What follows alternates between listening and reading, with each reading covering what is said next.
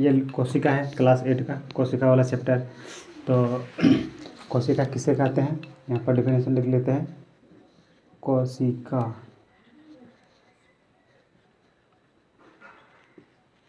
किसे कहते हैं, कोशिका किसे कहते हैं। तो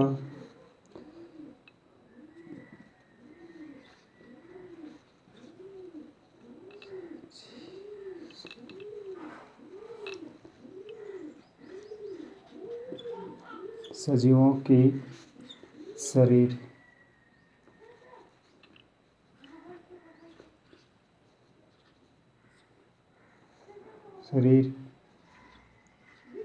सजीवों के शरीर की क्रियात्मक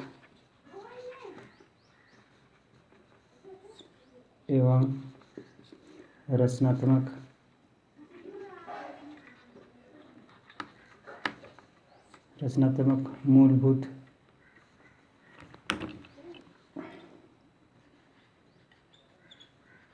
मूलभूत इकाई को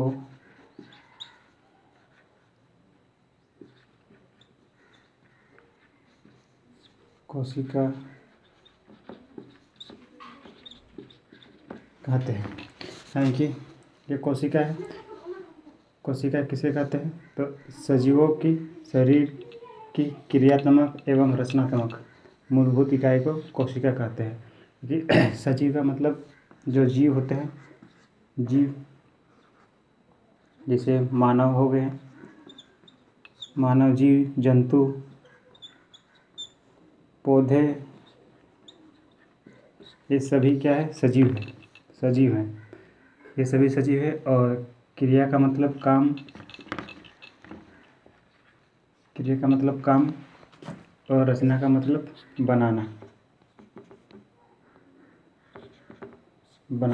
रचना का मतलब बनाना और इकाई का मतलब कोशिका की वह इकाई,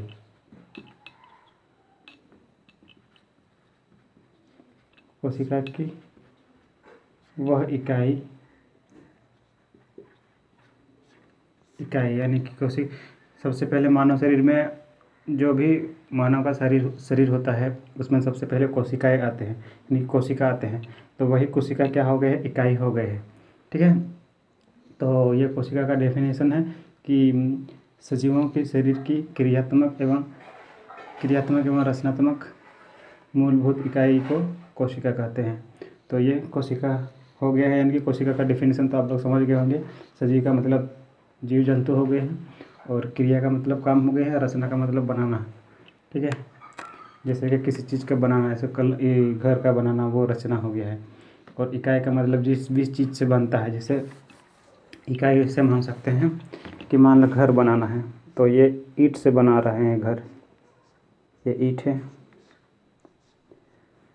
ईंट है, और ईंट के ऊपर में फिर ईंट रखना है यहाँ पर, फिर यहाँ, फिर यहाँ, फिर यहाँ, फिर यहाँ, फिर यहाँ। तो ऐसे रखते जाएंगे तो क्या बनेगा, दीवार बनेगा। ठीक है। तो इस दीवार में सब, यानी कि मूलभूत इकाई क्या बोलेंगे, एक ईंट को बोलेंगे। एक ईंट हो गया है मूलभूत इकाई इस दीवार के लिए, और हम लोगों के शरीर के लिए कोशिका हो गए हैं। कोशिका है हम लोगों के शरीर की, मानव शरीर के जो मूलभूत इकाई है वो कोशिका है, और दीवार में मूलभूत इकाई एक ईंट हो गए। और हमारे शरीर में भी जो एक कोशिका जो पहले आएंगे वो हो जाएंगे मूलभूत इकाई। ठीक है। तो इसलिए यहाँ लिखा गया है कि मूलभूत इकाई को कोशिका कहते हैं। तो ये आप लोग समझ गए होंगे। उसके बाद जो कोशिका में ही और आगे हम लोग बढ़ते हैं, तो इसमें फिर पूछता है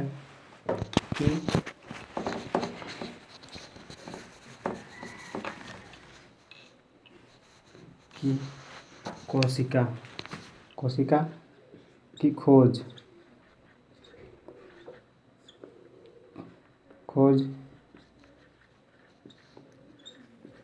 किसने की, कोशिका की जो खोज है वो किसने की है। तो यानी कि कोशिका की खोज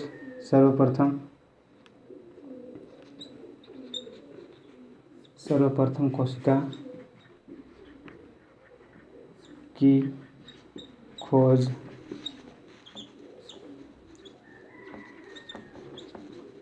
रॉबर्ट हॉक, ठीक है, रॉबर्ट हॉक ने 1665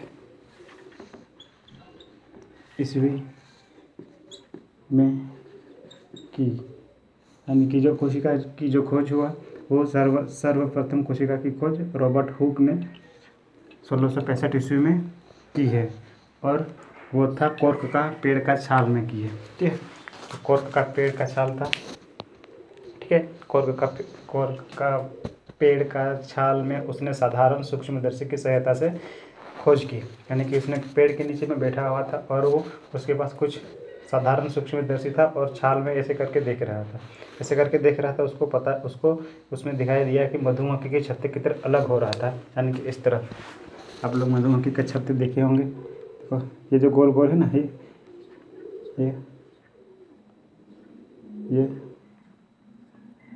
इस तरह यानी कि अलग हो रहे थे। यानी कि यहाँ पर बक्से की तरह बना हुआ था और इस तरह अलग हो रहा था। तो यही उसने ये अलग अलग कक्ष है ना, ये अलग अलग बक्सा की तरह बना हुआ, बक्से की तरह यही। तो इसी बक्से को रॉबर्ट हुक ने क्या नाम दिया? कोशिका नाम दिया।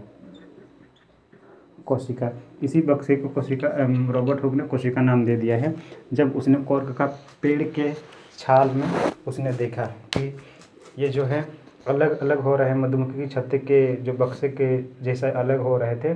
उसने कोशिका का नाम दे दिया। और जो रॉबर्ट हुक ने जो खोज की कोशिका की, उसने मृत कोशिका की खोज की थी। मृत, ठीक है, मृत कोशिका की खोज की है। किसने? रॉबर्ट हुक ने ही मृत कोशिका की खोज की।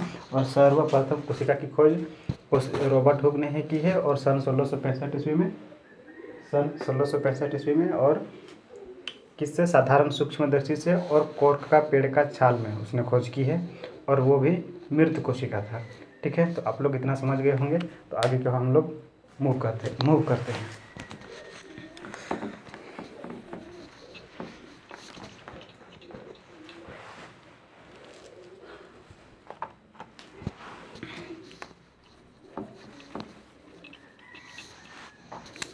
जो कोशिका को जो इंग्लिश में बोलते हैं सेल, ठीक है, कोशिका को इंग्लिश में बोलते हैं सेल। और क्या है कि जो सेल है वो लैटिन शब्द का है। यानी कि लैटिन शब्द में सेल होता है, और लैटिन शब्द में सेल का मतलब होता है, यानी कि क्या बोलते हैं उसको, कोशिका का मतलब क्या होता है? एक इकाई। यानी शरीर, जब मानव शरीर का निर्माण करते हैं तो मूलभूत इकाई कोशिका कहलाते हैं। तो जो सेल का मतलब होता है, सेल नहीं होता, सेलुला होता है। लैटिन भाषा में सेलुला होता है, और सेलुला का मतलब होता है बक्सा, यानी कि एक ही चीज़, ठीक है, छोटा होता है। सेलुला का मतलब छोटा होता है, इसलिए ये लैटिन शब्द से ही सेलुला से सेल बन गया है, और कोशिका का नाम दिया गया, कोशिका का इंग्लिश नाम दे दिया गया है सेल, ठीक है। तो आप लोग इतना समझ गए होंगे। आगे का बात है कि रॉबर्ट हुक ने किसका खोज की? मृत कोशिका की। लेकिन जो जीवित कोशिका की खोज किसने की? जीवित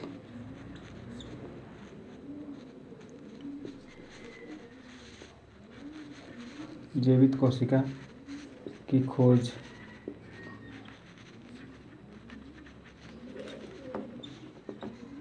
किसने की? ठीक है, तो जीवित कोशिका की खोज किसने किया है जीवित कोशिका का खोज?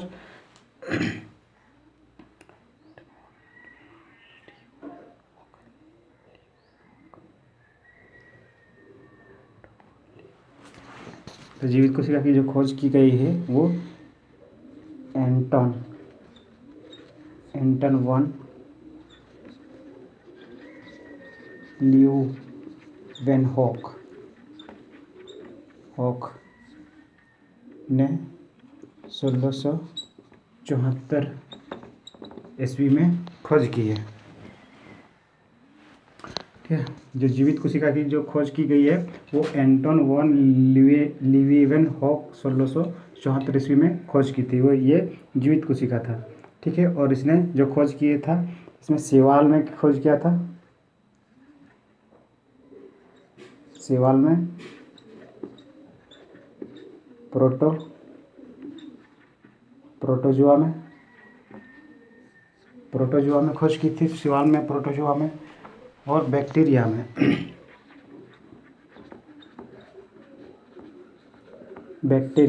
ठीक है, जो एंटोन वॉन लीeuwenhoek है 1674 ईस्वी में सेवाल में, प्रोटोजुआ में और बैक्टीरिया में खोज की थी जीवित कोशिका की खोज। ठीक है, आप लोग ये नोट कीजिएगा, नोट करते हुए जाइएगा कि जीवित कोशिका की खोज किसने की, मृत कोशिका की खोज की किसने की और सर्वप्रथम कोशिका की खोज किसने की। आप लोग ये नोट करते हुए जाएंगे। तो आगे की ओर हम लोग मूव करते हैं। तो ये आप लोग समझ गए होंगे। तो मैं आगे की ओर हम मूव करते हैं।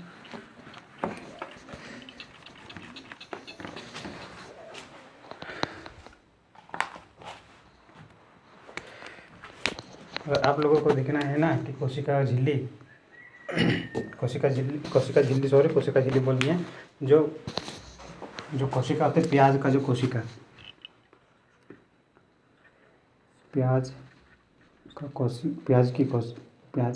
कोशिका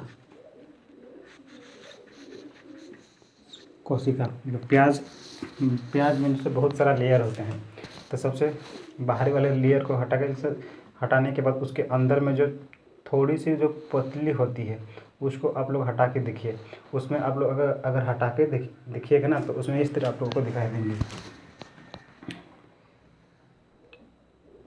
इस तरह दिखाई देंगे आप लोगों को, और इस तरह दिखाई देंगे। फिर यहाँ से अलग हो जाएंगे, ऐसे अलग होते जाएंगे, ऐसे अलग होते जाएंगे इस प्रकार से। तो आप लोगों को प्याज की झिल्ली में जो पतली वाला आप लोग हटाएंगे ना तो इस प्रकार आप लोगों को दिखाई देंगे। ठीक है, इस प्रकार आप लोगों को दिखाई देंगे। तो इस प्रकार दिखाई देंगे आप लोगों को। तो ये क्या है, प्याज का कोशिका है। ठीक है, प्याज की कोशिका है। आगे का बात क्या है कि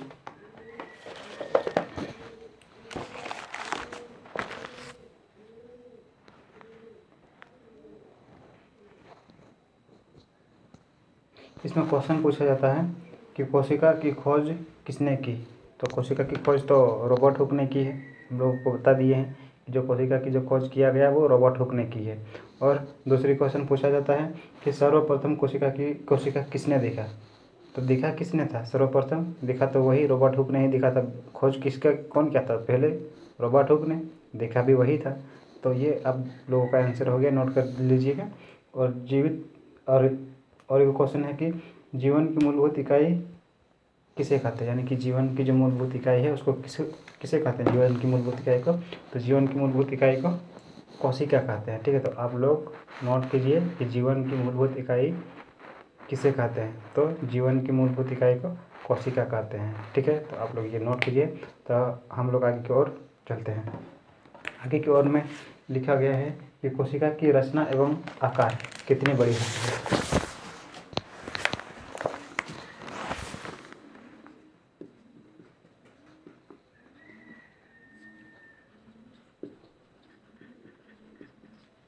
आकार एवं आकृति। ठीक है, कोशिका की जो आकार है उसका आकार किस तरह है और उसका आकृति कैसा है। ठीक है, तो ये हम लोग समझेंगे। तो जो कोशिका का जो आकार होता है, आकार चाहे जो आकृति है वो कोई निश्चित नहीं है कि ऐसा होगा। ठीक है, तो जो कोशिका का आकार जो होंगे वो अलग अलग प्रकार के होंगे। यानी कि जो रक्त कोशिका जो होते हैं,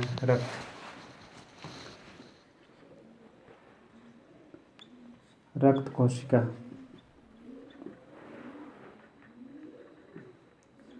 कोशिका, फिर पेशी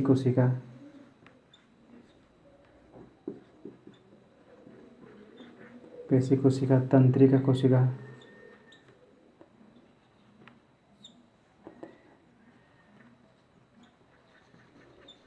तंत्रिका कोशिका। जो रक्त कोशिका होते हैं वो गोल होते हैं, ऐसे ऐसे ऐसे गोल होते हैं रक्त कोशिका। और जो पेशी कोशिका होते हैं वो थोड़ा इस तरह, यानी कि इस तरह होते हैं, यानी कि कैसे,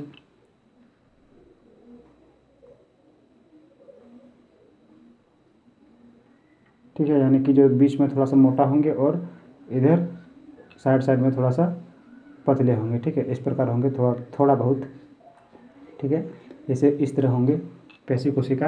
और जो तंत्रिका कोशिका होते हैं वो जड़ जैसा होते हैं, बड़ा सा ऐसे हो जाएंगे। अब लोगों को चित्र में दिखा दे रहे हैं कि जो जो किस तरह होते हैं।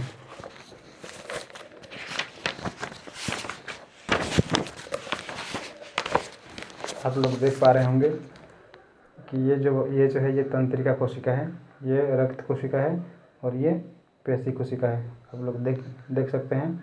तो और जो सो यहाँ जो है ये अमीबा है, ठीक है, ये अमीबा है और ये अमीबा एकल कोशिका जी होते हैं, ठीक है, एकल कोशिका जी है। तो इसको हम लोग जानेंगे।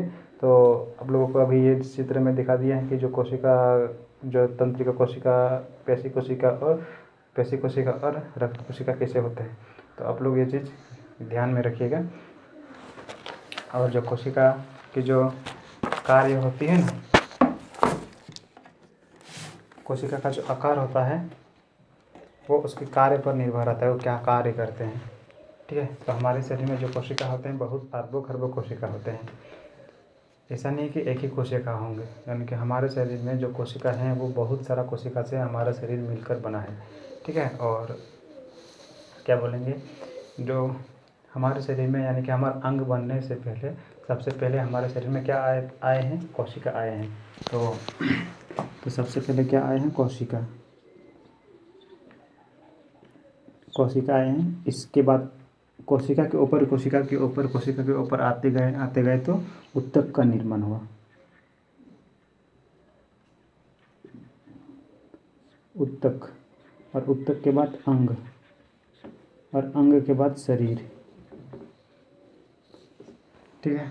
तो कोशिका के बाद उत्तक, उत्तक के बाद अंग, अंग के बाद शरीर। कोशिका, देखो ये मान के चलो ये कोशिका है, फिर उसके ऊपर में और कोशिका, फिर कोशिका, फिर कोशिका, फिर कोशिका, फिर कोशिका, अरबों खरबों कोशिका आ गए हैं। तो क्या हो गया कि उत्तक बना, ठीक है। और उत्तक के बाद अंग बना, जैसे अंग, कान हो गया, आँख हो गया, हाथ हो गया, मुंह हो गया, मुंडी हो गया, ये सब अंग है। हमारे शरीर के अंदर में भी अंग है। लीवर हो गया है, यकृत हो, लीवर हो गया है, फिर अमाशय हो गया है, यही सब। उसके बाद शरीर बना। अब जो शरीर, जैसे हम लोग चल सकते हैं, घूम सकते हैं, ये हमारा शरीर है, ठीक है। तो और यानी कि इसमें पूछता है, फिर से पूछता है कि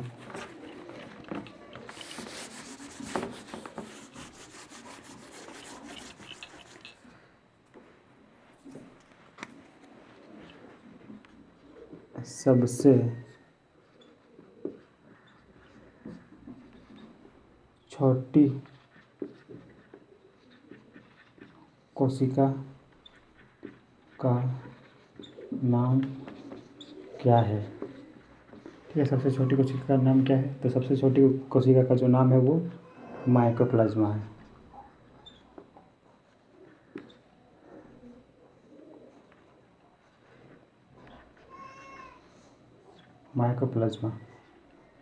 माइकोप्लाज्मा नाम है, ठीक है। माइकोप्लाज्मा नामक जीवाणु, ठीक है। जो सबसे छोटी कोशिका का जो नाम है वो माइकोप्लाज्मा नाम है। और उसका जो होते हैं वो 0.1 UM मीटर होते हैं, ठीक है। 0.1 UM, ठीक है। तो अब सबसे बड़ी कोशिका, सबसे बड़ी कोशिका का नाम क्या है, वो होते हैं शुतुरमुर्ग के अंडे होते हैं, ठीक है। शुतुरमुर्ग के जो अंडे हैं शुतुरमुर्ग, ठीक है, यहाँ पर आएगा शुतुरमुर्ग। शुतुरमुर्ग का जो अंडा होता है सबसे बड़ी कोशिका होता है। शुतुरमुर्ग का अंडा सबसे बड़ी कोशिका है। तो आप लोग ये नोट कीजिए, ये पूछा जाता है,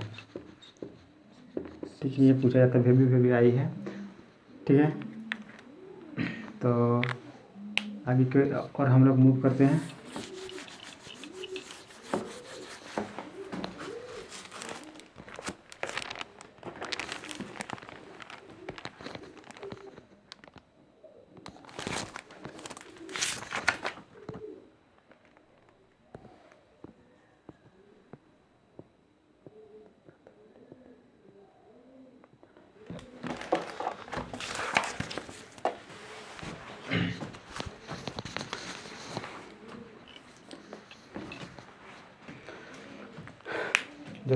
जो सबसे बड़ी कोशिका का जो शुतुरमुर्ग का अंडा है और उसका जो लंबाई है वो 16 सेंटीमीटर से हो सकते हैं वो 17, यानी कि उसका जो चौड़ाई होंगे 17, ठीक है।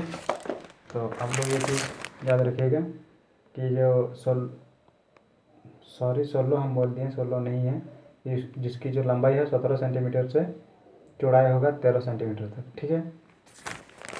13 सेंटीमीटर तक हो सकते हैं शुतुरमुर्ग का अंडा।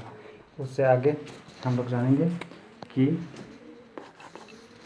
जो मानव शरीर जो होते हैं, मानव शरीर में सबसे जो लंबी कोशिका है वो कौन सी है। मानव शरीर की सबसे लंबी कोशिका जो क्वेश्चन पूछा जाता है,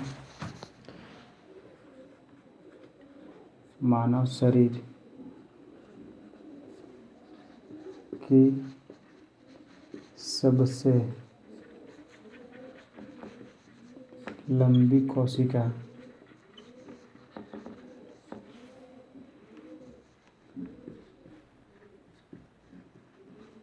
कौन सी है। तो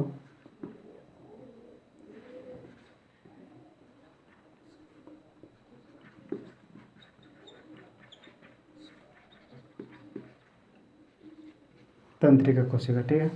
तो मानव शरीर की सबसे लंबी कोशिका है वो तंत्रिका कोशिका है।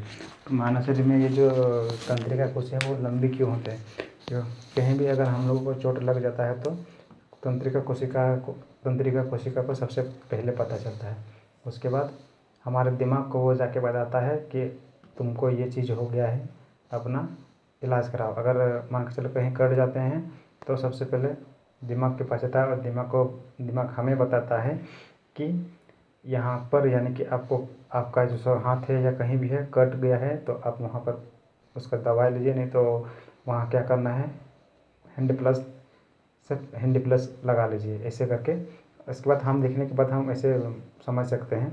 तो अगर कहीं भी हमारे शरीर में कुछ हो जाता है तो सबसे पहले कोशिका हमें बताते हैं, ठीक है। कोशिका को पहले पता चलता है और कोशिका हमारे दिमाग में जाकर बताता है। इसलिए शरीर में सबसे लंबी जो कोशिका होते हैं वो तंत्रिका कोशिका होती है। पैर से यहाँ तक मुंडी तक वही है सबसे बड़ी कोशिका मानव शरीर में, ठीक है। तो आगे की बात हम लोग देखते हैं कि जो मानव शरीर है ना, मानव शरीर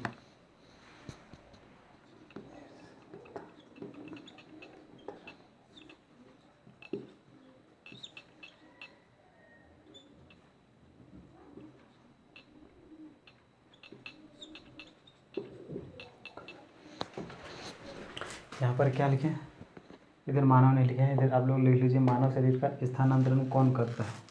स्थानांतरण का मतलब जैसे बोलते हैं ना, अगर क्रिकेट एक टीम में कोई कैप्टन होते हैं तो सारी खिलाड़ी को कौन नियंत्रित करता है, कैप्टन करता है। तो उसी तरह हमारे शरीर का जो स्थानांतरण जो होता है वो कौन करता है, तंत्रिका कोशिका करते हैं, ठीक है। तो ये आप लोग लिखे नहीं यहाँ पर बोर्ड पर, तो आप लोग नोट कीजिएगा, खुद से वीडियो को पॉज कर दीजिएगा, उसके बाद आप लोग नोट कीजिएगा ये चीज़, ठीक है। तो आगे के और हम लोग चलते हैं, आगे की और क्या लिखा हुआ है देखेंगे। आगे की और में लिखा हुआ है कि जो अमीबा होते हैं वो अमीबा कैसे जीव हैं।